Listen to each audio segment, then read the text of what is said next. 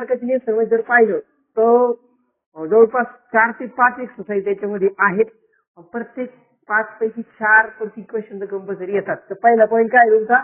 पहिला पॉईंट हा आहे, रिमेंबर लक्षात ठेवायचं की जर दोन वेक्टर कोलिनियर असेल तर तुम्हाला एखाद्या वेक्टरला दुसऱ्याच्या प्रोडक्टच्या फॉर्म मध्ये लिहिता येतं.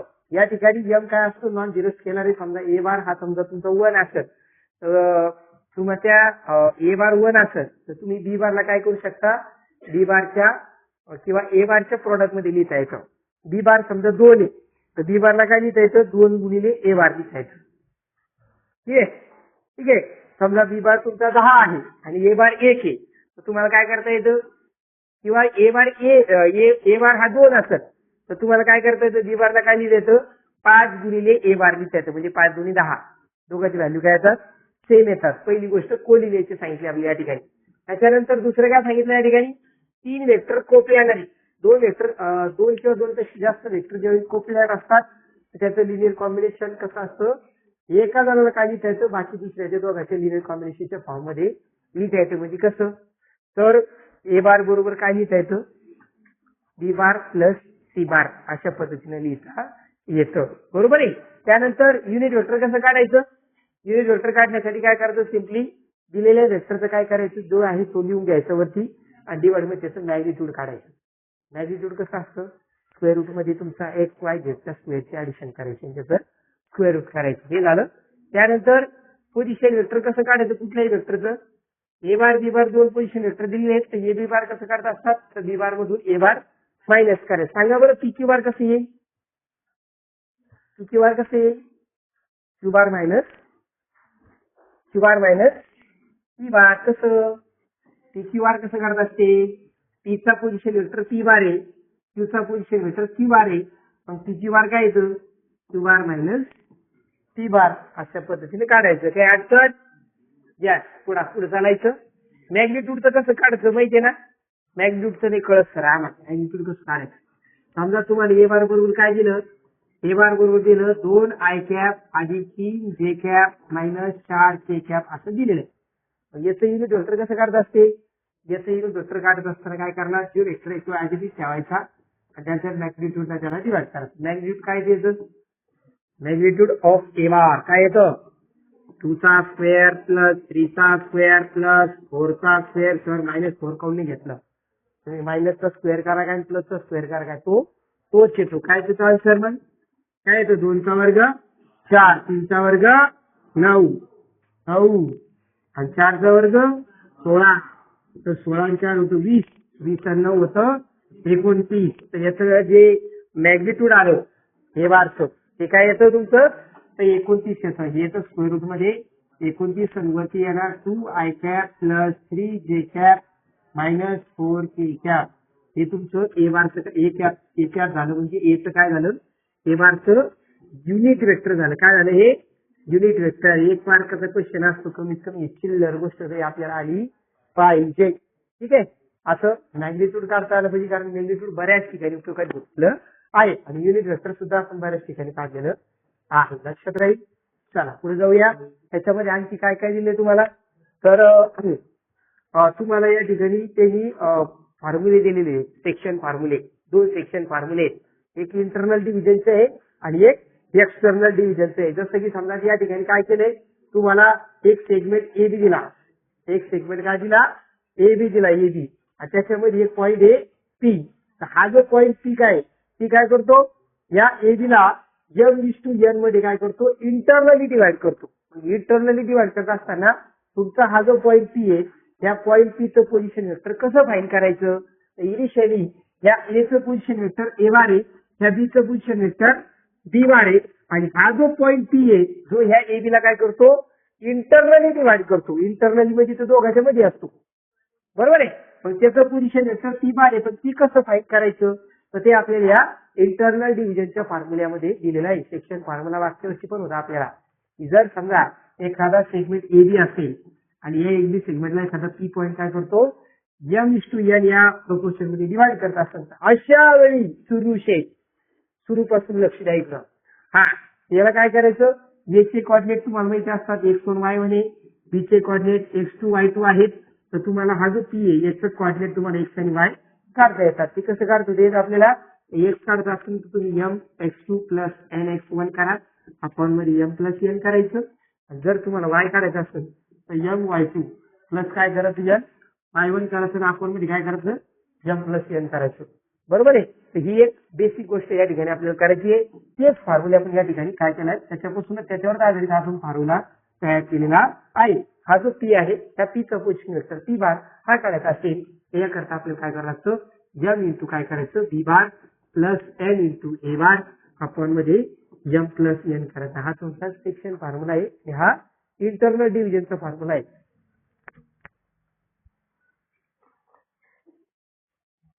पुढे पाहा आता एक्सटर्नल डिव्हिजनचा फॉर्म्युला काय आहे. सिम्पली काय चेंज होतं फक्त काय चेंज होतं एक्सटर्नल डिव्हिजन मध्ये साईन चेंज होतं फक्त आणि फक्त चिन्ह बदलतं. तुमच्यापैकी आज 10 पूर्वी गेले ना तरी तेवढ्या शिकू शकतो बरं मी. हा जे टाइमपास करत असेल ते घरी जाऊ शकता. ठीक आहे. हा तर हे कोणता फॉर्म्युला आहे हा जरी ते आपल्याला सांगितलं फक्त रिमेंबर इंटरनल डिव्हिजन फॉर्म्युला आहे. हा एक्सटर्नल मध्ये काय चेंज होतं फक्त इथं काय चेंज होतं फक्त तर दिसत नाही ना मला साईन चेंज होती प्लसचं काय होतं फक्त मायनस होतं. फक्त क्यू गरजेचं आहे. क्यू त्या ठिकाणी आपल्याला क्यू देणं गरजेचं आहे की तुम्हाला हे एक्सटर्नली डिवाइड करतो का इंटरनली डिवाइड करतो. एक्सटर्नल मध्ये कसं येईल एक सेगमेंट ए बी आहे आणि सी हा बाजूला आहे बाजूला आहे म्हणजे या ठिकाणी बी तुमचं एक्सटर्नल काय करतो मी त्या ठिकाणी इंटरनल डिवाइड करतो. परंतु आपल्याला पीचं काढायचं आहे याच्यासाठी काय करायचं फक्त मायनस करायचं प्लसच्या जागा काय येणार मायनस येणार आहे. कळालं का काय जे पोझिशन वेक्टर आहे पीचं ज्या एक्सटर्नल डिवाइड करत असतं ते सिंपल क्वेश्चन मध्ये तुम्हाला तिथे द्यायला लागते सरळ सरळ की तुम्हाला हे इंटरनल डिवाइड करतं का एक्सटर्नल डिवाइड करतं. जर एक्सटर्नल डिवाइड करतं म्हणजे ते बाहेर येणार त्यावेळी त्याचं पोझिशन वेक्टर पी बार कसं काढायचं एम इंटू बी बार. हा बी बार कोणाचा आहे ह्या बीचं पॉईंट बीचं पोझिशन वेक्टर आहे बी बार आणि ह्या एचं काय येतं हे बार येतं. बऱ्याच लोकांना हेच माहिती पोझिशन वेक्टर काय चीज आहे. पोझिशन वेक्टर दिलेला पॉईंट ज्या ठिकाणी आहे त्याचं जे वेक्टर आहे त्याला रिप्रेझेंट करणारं वेक्टर आहे त्याला म्हणतात पोझिशन वेक्टर. सिम्पली फक्त त्याला स्मॉल लेटर मध्ये लिहायचं त्याच्या बाजूवर बार द्यायचा बारवर नाही बसत त्याला. हा छान मामाची गंमत टपरीतला बार नाही आला त्याला खायला हे की नाही. तर फक्त त्याला काय करायचं M B bar minus N A bar आपण काय करायचं एम मायनस एन करायचं. दोघात काय फरक आहे इंटरनल मध्ये दोघं प्लस आहे एक्सटर्नल मध्ये मायनस आहे. ठीक आहे. त्याच्यानंतर इथं काय दिलं आपल्याला मिड पॉईंट कसं काढायचा त्या दोन वेक्टरची ऍडिशन आपण काय करायचं सो तिकडं मिड पॉईंट कसं काढायचा X one plus X two आपण 2 केलं होतं आणि वाय साठी काय केलं Y one plus Y two आपण 2 केलं होतं. ठीक आहे. त्याच्यानंतर सेंट्रॉइडचा फॉर्म्युला होता तिकडं एक्स साठी x one plus X two plus x three आपण 3 करायचो आणि वाय साठी आपण Y one plus Y two plus y three आपण 3 करत असतो. हे बघा ज्यावेळी पुढे जातो ना आपण तर मागे काय घेतलेलं आहे त्याला काहीतरी झालेलं आहे का ते आपल्याला सांगता आलं पाहिजे. या ठिकाणी आपण हा झाला आपला सेंट्रॉइड काढण्यासाठीचा फॉर्म्युला की ही वेक्टरची ऍडिशन करायची त्याला डिवाइड करायचं. हे झालं तुमचं सेंट्रॉइड. त्याच्यानंतर हे सेंट्रॉइड कोणाचा असतो हा ट्रायंगलचा असतो. ज्यावेळी एखादा ट्रायंगल तुम्हाला दिला त्या ट्रायंगलचं तुम्हाला काय करावं लागतं सेंट्रॉइड काढायचं. सेंट्रॉइड म्हणजे काय काय काय करायचं हा ट्रायंगल आहे तुमचा त्या ट्रायंगलचं नाव आहे ए बी सी. या तिघाचे पोझिशन वेक्टर काय येतात एकाचं ए बार एकाचं बी बार एकाचं सी बार.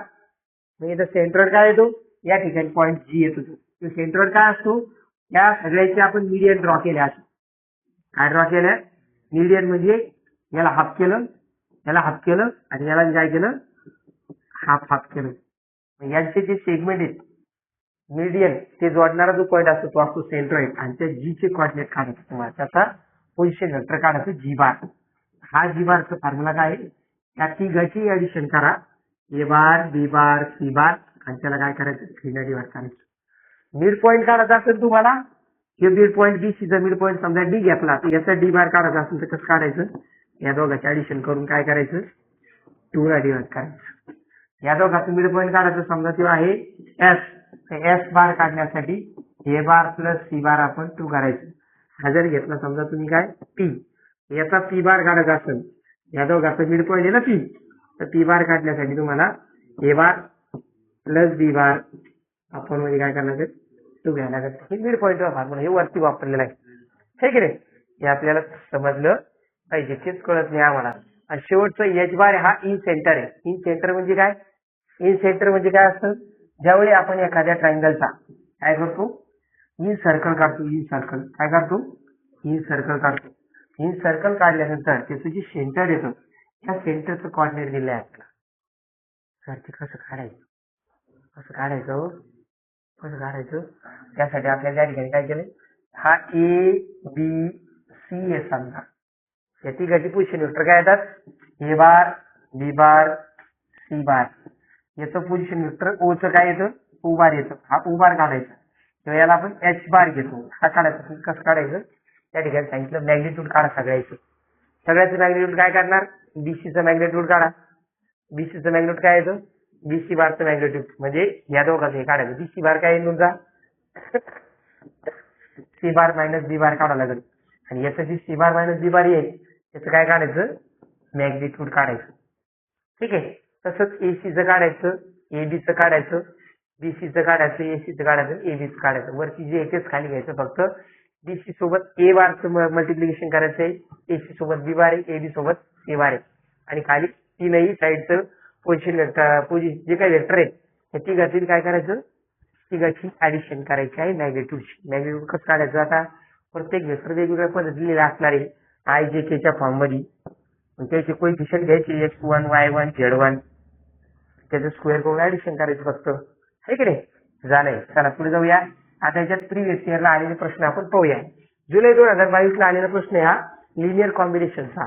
आता वरती पण आपण तेच पाहिलं होतं की जर एबीसी हे 3 वेक्टर आहेत, नॉन झिरो आहेत, नॉन कोप्लॅनर आहेत, तर प्रूव्ह दॅट करा की R bar in space can be uniquely express as a linear combination of X Y X A bar plus Y B bar plus Z C bar. अशा स्वरूपात आपल्याला लिहिता येतं. पण कधी, जेव्हा ती गही नॉन झिरो असेल आणि कशी आहे, नॉन कोप्लॅनर, एकाच प्लेनवर नाहीये, ती गही वेगवेगळ्या प्लेनवर आहे. हा एक प्लेन, हा प्लेन आणि खालचा प्लेन नाही, प्लेन. नंबर 1, नंबर 2, नंबर 3, तीन वेगवेगळे नॉन कोप्लॅनर आहे तिघं पण. आणि कसे नाही बोला, नॉन झिरो, एकही झिरो नाही. याचा हा थेरम जुलै 22 ला आलेला आहे. त्याचा आन्सर आपण या ठिकाणी बघितलं आहे. तर 3 वेक्टर घेतलेत आणि त्या तिन्ही वेक्टरला आपण वेगवेगळ्या पद्धतीने एक्सप्रेस केलं. ओपी बार घेतलंय, OP bar represent the R bar and OA bar, OB bar, OC bar represent the 3 non coplanar vector. कोणकोणते, ओए एक, दुसरा ओबी आणि तिसरा घेतला ओसी. हे 3 वेक्टर आहेत आणि हे एकाच प्लेनवर आहे का, नाहीये. हा तुमचा ओबी जो आहे ह्या खालच्या प्लेनवर आहे, हा तुमचा ओए कोणता आहे, ह्या प्लेनवर आहे साईडच्या, आणि ओसी कोणता आहे, या प्लेनवर आहे. ते तिघाचे आपण काय करायचं, कोप्लॅनर वेक्टर घेतलं आणि त्या कोप्लॅनर वेक्टरला काय मानलंय, ओए जो आहे तो तुमचा ए बार येतो, ओबी तुमचा बी बार येतो आणि ओसी तुमचा सी बार येतो. हे त्याचं आन्सर आपल्याला दिलेलं आहे. आणि शेवटी आपण मग काय करायचं, फक्त इनिशियली याच्यामध्ये ह्या जे काही वेक्टर दिले त्याला पॅरलल वेक्टर घ्यायची. कोणकोणते घेता येईल, जो हा ओए घेतलाय, ओएला काय करायचं, ओएला इकडे घेतल्यानंतर काय करणार, रेक्टँगल तयार करता. हा एक रेक्टँगल तयार झाला, पुढचा एक रेक्टँगल तयार झाला आणि याचं linear combination triangle of addition किंवा पॅरलेलोग्राम ऑफ ऍडिशन वापरायचे आणि त्या ठिकाणी त्याला एक्सप्रेस करायचं. ते लिनियर कॉम्बिनेशन म्हणून एक्सप्रेस करता येतं. हा थेरम हा करायचा आहे, केल्याशिवाय गत्यंतर नाहीये. त्याच्यानंतर हा मार्च 22 ला आलेला क्वेश्चन आहे. सांगा बरी काय, सांगा बरी कोणता आहे, कोणता लॉ आहे, आता पाहिलं ना आपण वरती. हा इंटरनल डिव्हिजन आहे की एक्सटर्नल डिव्हिजन आहे, सेक्शन फॉर्म्युला आहे तो इंटरनल डिव्हिजनचा दिलेला आहे की नाही.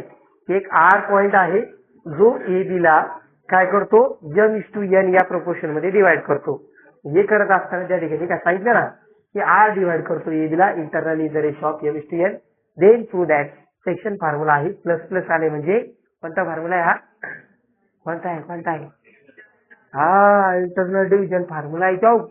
आणि त्यासाठी काय करायचं, या ठिकाणी आपण या ए बी घेतलाय, इकडे वरती एक पॉईंट घ्यायचा, ओ ए आला तुमचा ए बार, ओबी आला तुमचा बी बार आणि ओरिजिन ओ पासून घेतला आर, हा आला आर बार. हा आर बार काय येतो, या दोघांच्याही सेक्शन फॉर्म्युला वापरून आपण त्या ठिकाणी सिद्ध करतो.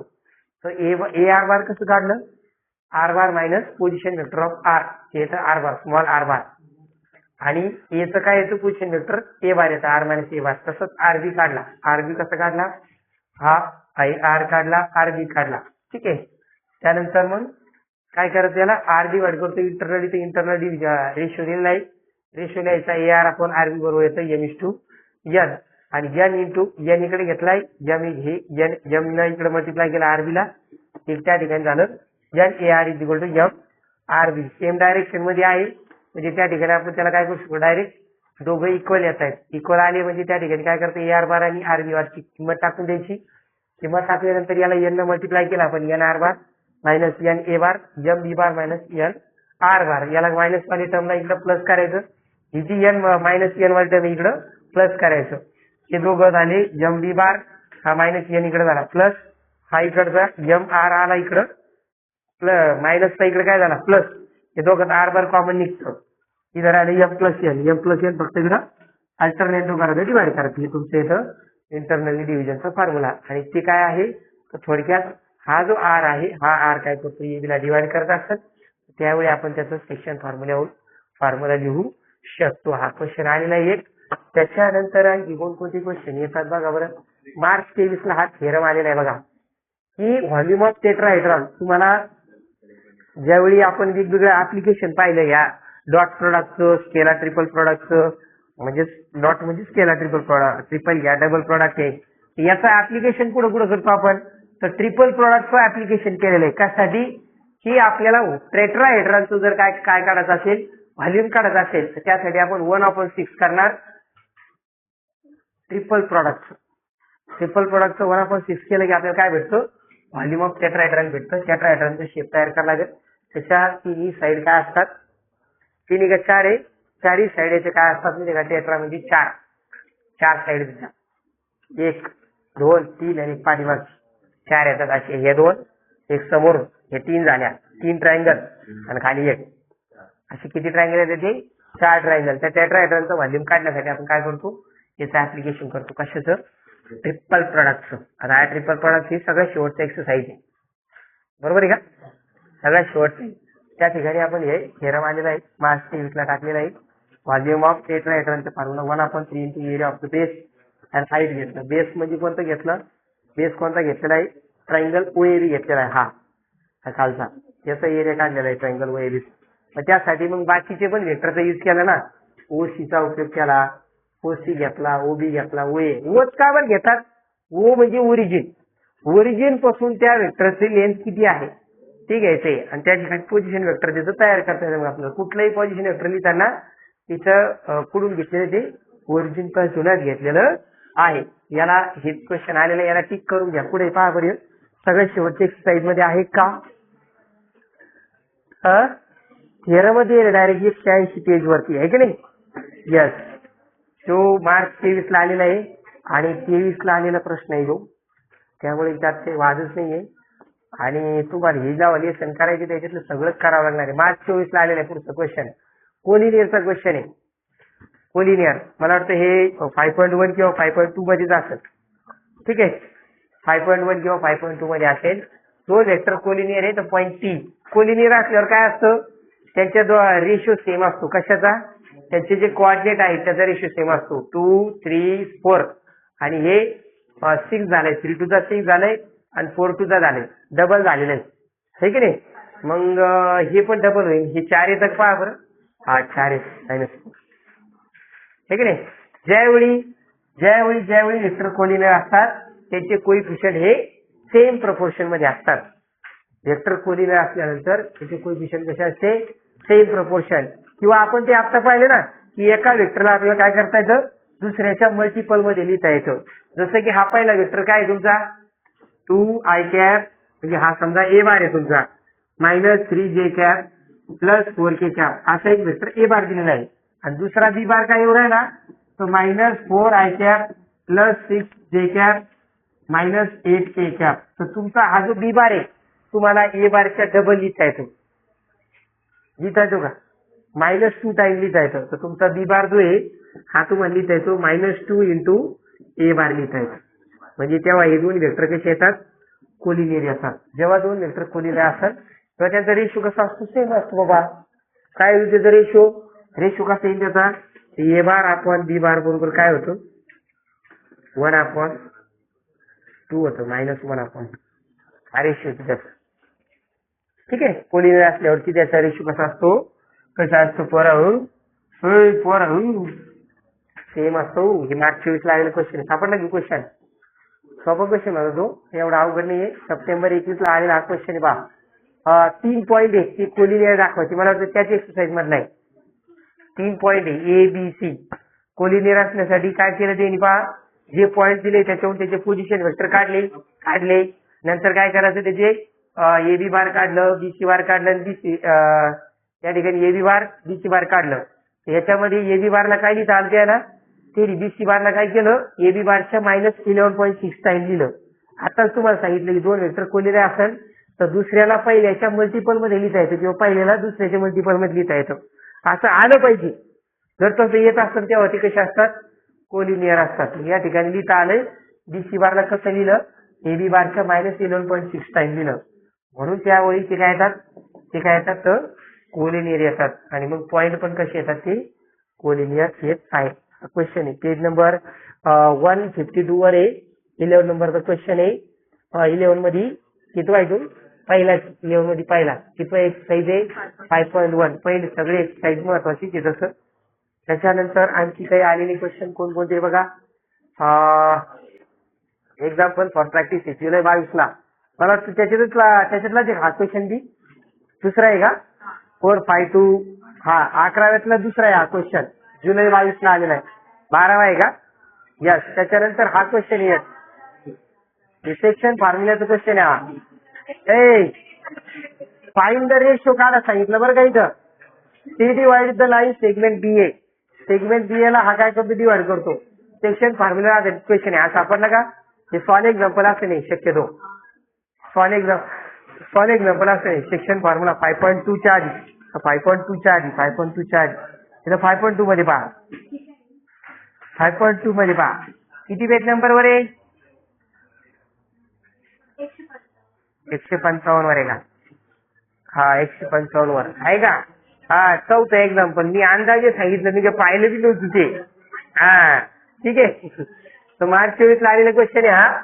त्याच्यानंतर हा आलेला एक question, if two non zero vectors A1 B1 are coherent then prove that there exists scalar M and N such that M A bar plus N B bar is equal to 0. हा theorem आहे, theorem. Solve एक्झाम्पलचे आधी असून तू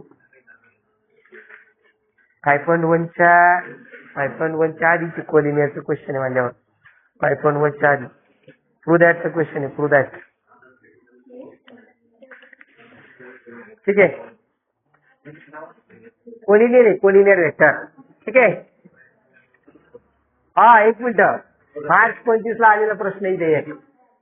right unit vector in the opposite direction U bar.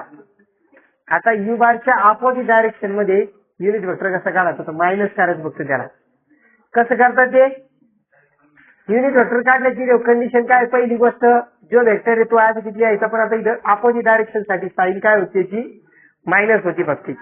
Opposite direction साठी काय होती, sine minus. ते काय येतं, मायनस यू कॅप येईल, मायनस यू कॅप येईल, मायनस यू कॅप येईल. अगोदर यू कॅप तर काढा तुम्ही.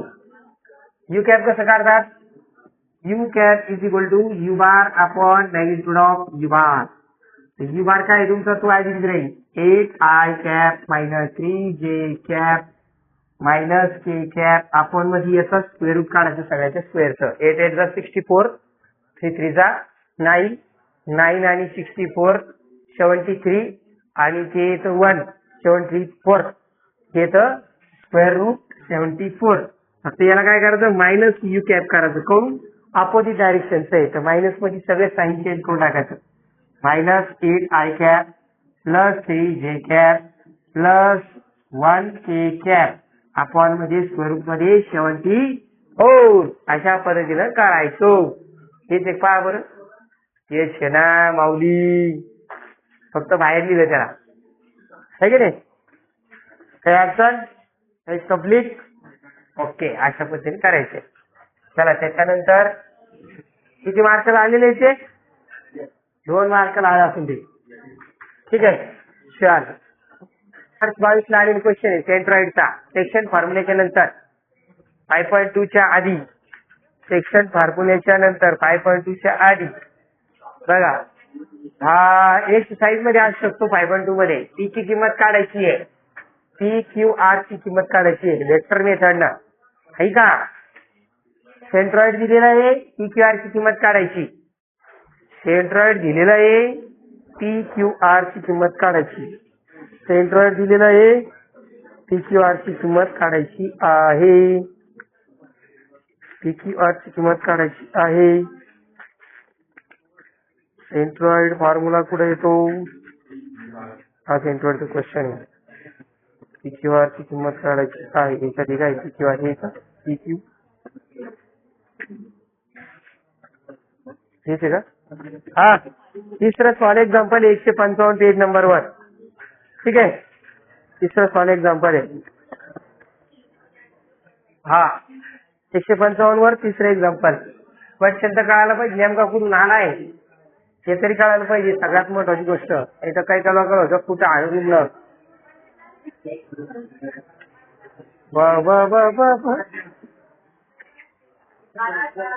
मार्च 22 को आया वाला है. ओके क्वेश्चन झालेला आहे. आता पाठीमागे पाहिला होता आपण हा क्वेश्चन.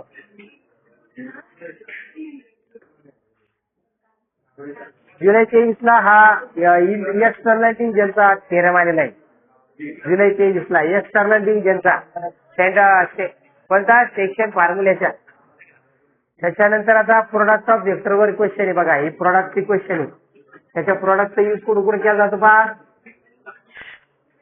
तर या ठिकाणी डॉट प्रोडक्ट कसा लिहित असतो. A bar B bar is equal to A B into cos theta येत असतो. त्याच्यात प्रॉपर्टी दिली आपल्याला. कम्युटेटिव्ह असतो डॉट प्रोडक्ट. त्यानंतर ए बार dot A bar A square काढत असतो. त्याच्यानंतर जर युनिट वेक्टर असेल त्याचा प्रोडक्ट 1 असतो. अँगल कसा काढायचा त्याच्यामध्ये तरी अरेंज केलेले कॉस थिटा बरोबर ए bar B bar upon A B काढायचं. ए बी काय मॅग्निट्यूड ए आणि बी च. त्याच्यानंतर परपेंडिक्युलर असेल त्यासाठी त्याच्यामध्ये काय करतं परपेंडिक्युलर असल्यानंतर त्या तिघाचा डॉट प्रोडक्ट काय येतो 0 येतो. तिघाची ऍडिशन काय करायची आहे. A1 B1 plus A2 B2 plus A3 B3. Scalar projection कसं काढायचं. ए बार डॉट बी बार अपॉन बी. ए बारचं बी बार वर घेताना ए बार डॉट बी बार घ्यायचं आणि आपण बी करायचं. वेक्टर पोझिशन मध्ये फक्त बी कॅपनं मल्टिप्लाय करायचं आहे. ठीक आहे. हा बी कॅपनं मल्टिप्लाय करायचं आहे. स्केलर पोझिशन उलट केलं बी बार ए बार वरती बी ए बार घ्यायचं आणि आपण मध्ये ए घ्यायचं आहे. आपण मध्ये इथं बी बार घेता बी बार वर घेताना बी आहे. ए बार वर घेताना ए आहे. आणि वेक्टर पोझिशन ज्यावेळी घेतो आपण ए बार वर तर तिथं युनिट वेक्टर ऑफ ए न मल्टिप्लाय करायचं आहे. सगळे फॉर्म्युले या ठिकाणी तुम्हाला दिलेले आहेत. वेक्टर एरिया काढायचा असेल तर half into base into height करत असते. मॅग्निट्यूड करायचं. ज्यावेळी तुम्ही क्रॉस प्रोडक्ट काढत असाल त्या ठिकाणी काय करायचा त्याचा डिटर्मिनंट फाइंड करायचा आहे. डिटर्मिनंट फाइंड करायचं आहे. कधी करायचं आहे क्रॉस प्रोडक्ट करताना. हे आपण लाईन अँड प्लेन मध्ये पण वापरलेलं आहे. बरोबर आहे. अरे बरोबर आहे की नाही. पॅरलेलोग्राम जर रिप्रेझेंट करत असेल त्याचे डायगोनल त्याचा एरिया काय येतो half into product of cross product of east A bar and B bar. Languages identity शेवटची.